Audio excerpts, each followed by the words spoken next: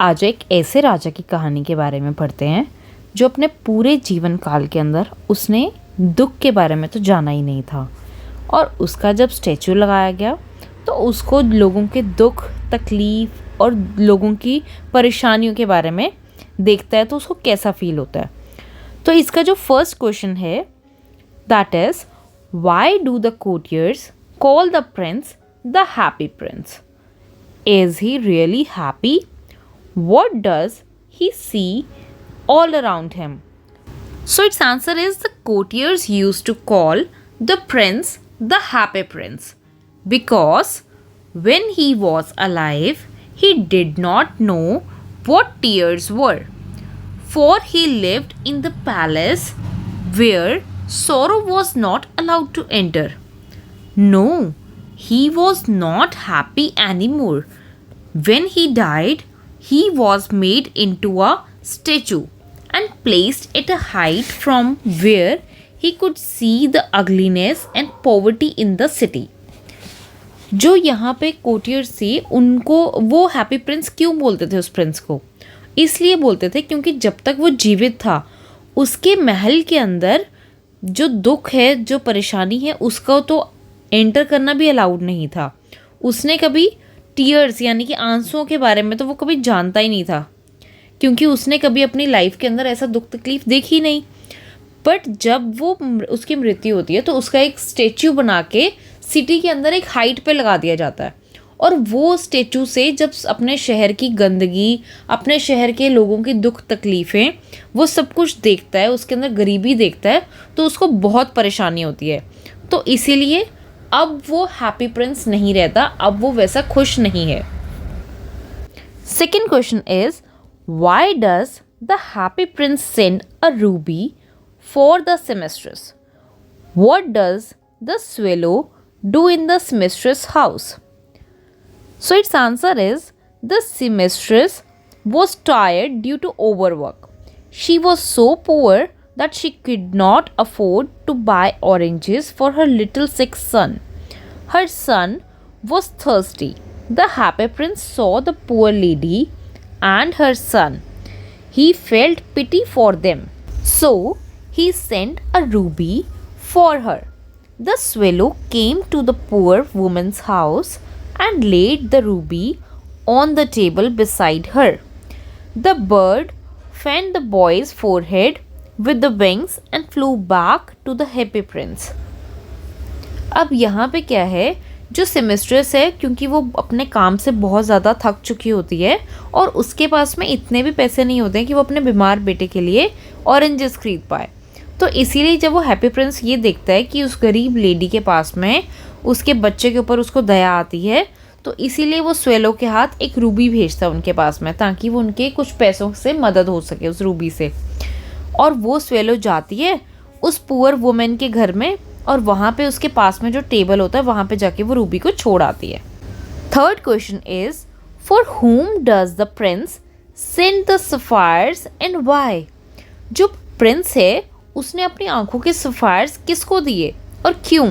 Answer is, the prince sent the 2 sapphires of his eyes for a young writer and a match girl each.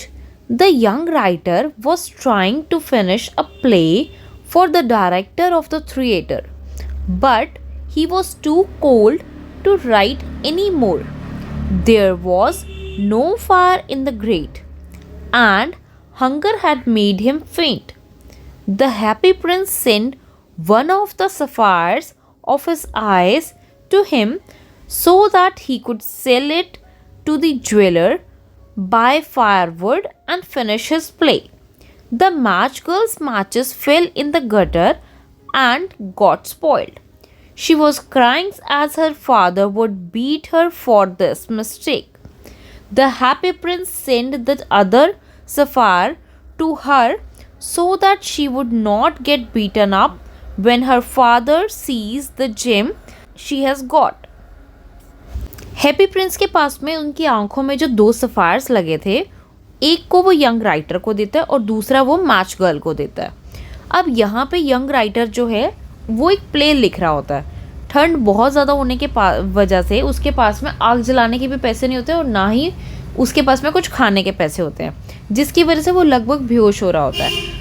तो इसीलिए जो prince है वो अपने आँखों का एक सफ़ायर उसको देता है, स्वेलो के हाथों से एक सफ़ायर उसके पास भिजवाता है ताकि उसकी मदद हो सके और वो कुछ फायरवुड खरीद सके और अपना प्ले फिनिश कर पाए।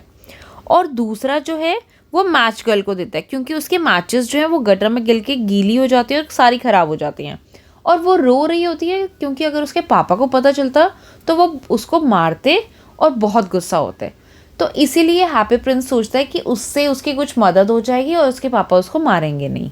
Fourth question is, what does the swallow see when it was flying over the city?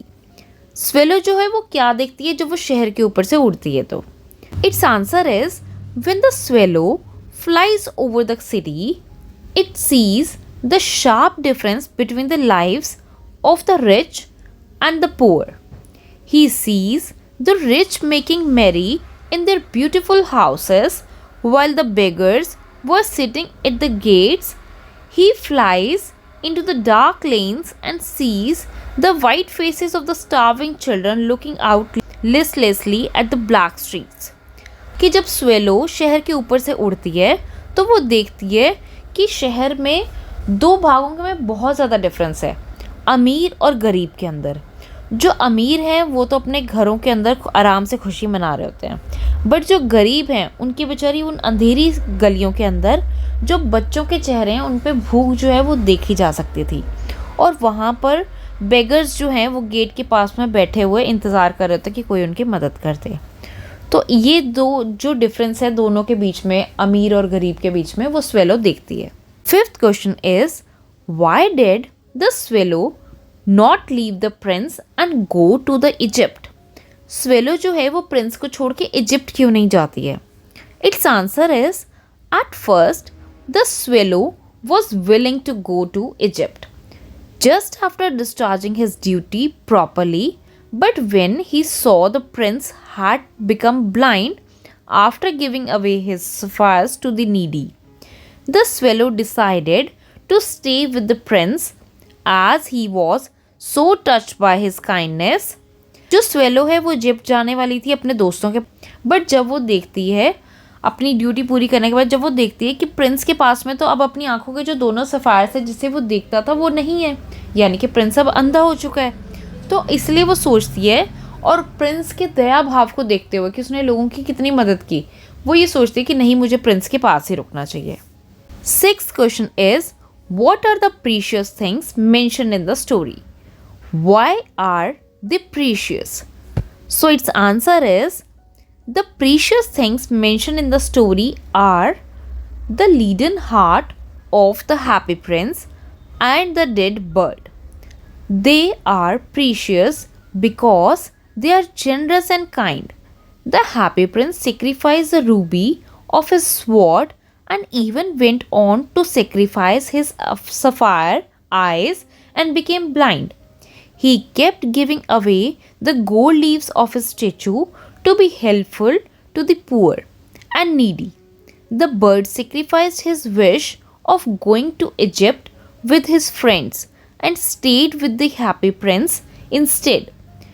He ultimately sacrificed his life to stay with prince and help people.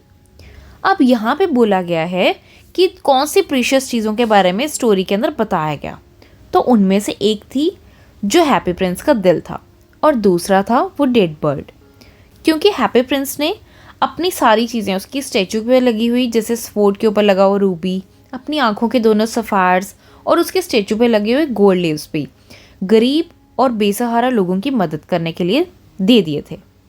और जो बर्ड थी उसने अपने दोस्तों के साथ इजिप्ट जाने की विश इसलिए सेक्रीफाइस कर दी क्योंकि वो हैप्पी प्रिंस के साथ रहना चाहती थी, क्योंकि उसने देखा कि हैप्पी प्रिंस ने किस प्रकार से गरीबों की मदद की और वो इस बात को देख के बहुत ही प्रभावित हुई थी। आई होप बच्चों आपको इस स्टोरी से कुछ सीखने को मिला हो। जैसे इस हैप्पी प्रिंस की काइंडनेस आपको अच्छी लगी, उसी प्रकार की कुछ काइंडनेस मेरे लिए भी दिखाइए। तो प्लीज़ इस वीडियो को लाइक कीजिए, वीडियो कैसी लगी उसके लिए कमेंट कीजिए और प्लीज़ अपने फ्रेंड्स के साथ ज़रूर शेयर करना। प्लीज़ सब्सक्राइब बिल्कुल फ्री है। Do like, share, and subscribe, and write your views in the comment section below. I will love to read your comments. Thank you. Keep watching, keep smiling, keep learning with CS Editorial.